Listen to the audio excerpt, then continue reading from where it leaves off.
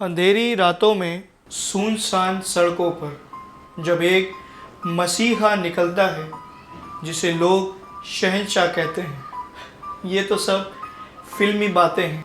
असल ज़िंदगी में ऐसे रास्तों पर कि जहाँ कोई आता जाता ना हो, वहाँ पर अक्सर जिन्नात का बसेरा होता है, जो कि कभी कभार इंसान का वजूद बर्दाश्त नहीं करते। आज की वीडियो का थंबनेल आप लोगों ने पढ़ लिया होगा, तो चलिए आज की वीडियो स्टार्ट करते हैं। अस्सलामु अलैकुम वरहमतुल्लाह। Hello folks, welcome to horror story with Asad, episode number 16।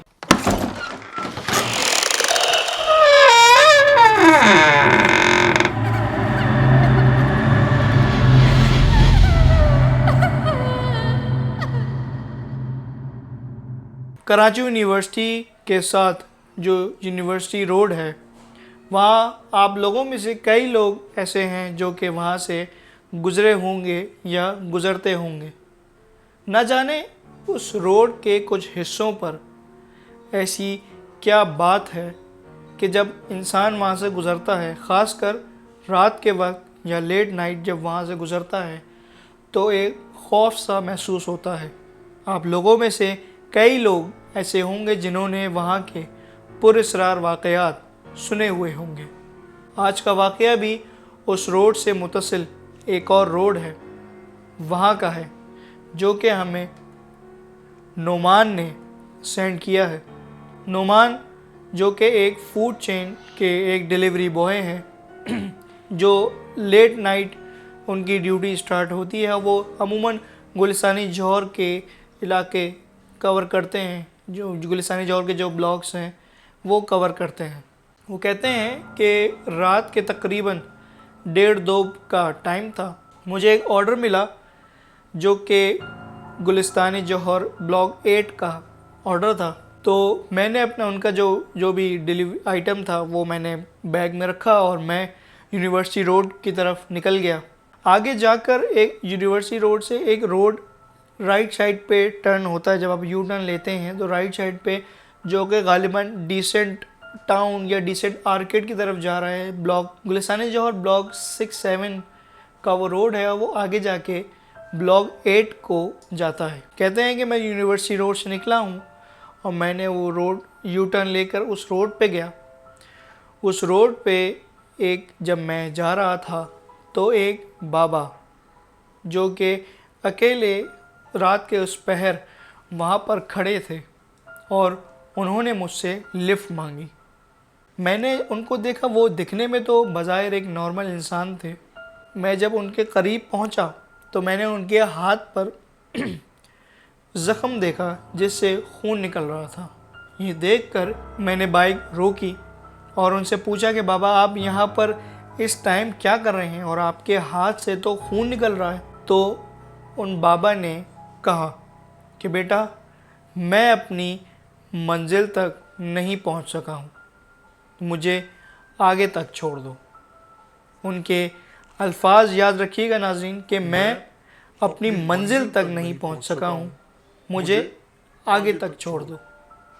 ये कहना था कि नोमान ने अपना वो बैग जो कि वो कैरी करते हैं उसको आगे रखा और उनको पीछे बिठाया और आगे चलने लगा। आगे जाके उसके साइड ग्लासेस जो होते हैं मोटरसाइकिल के, अमूमन राइट साइड का जो साइड ग्लास होता है, वो साइड मिरर वो लगा हुआ था।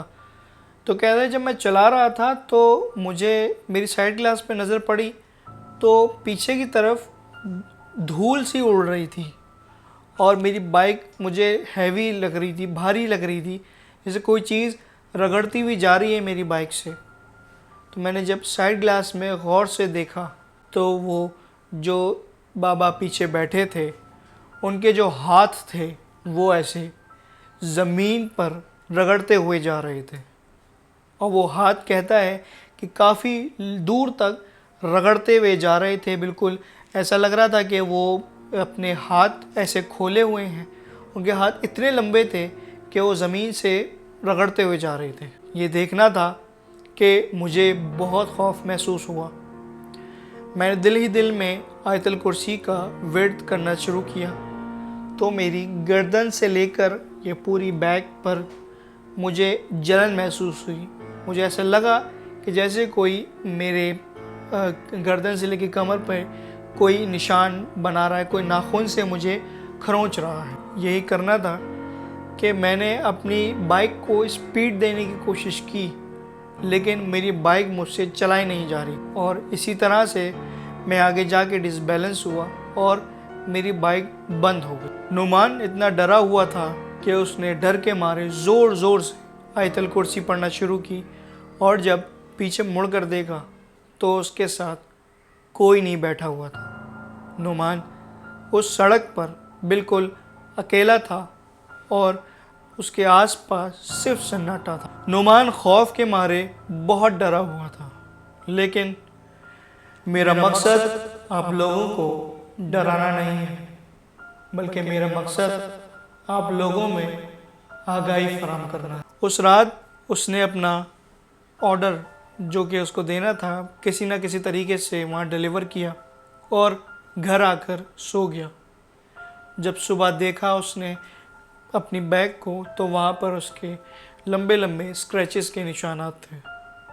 उसने ये वाक़या अपने घर वालों को बताया और उनके घर वालों ने उसको ये सलाह दी कि जब भी अपने घर से निकलो आयतल कुर्सी का विर्द रखना और पाकी की हालत में निकला करो। हमें भी चाहिए कि हम जितना कोशिश कर हो सके उतना तहारत में रहें और अपने आप को हिसार में रखें। मेरी अगली वीडियो का इंतज़ार कीजिएगा। फ़ी अमान अल्लाह।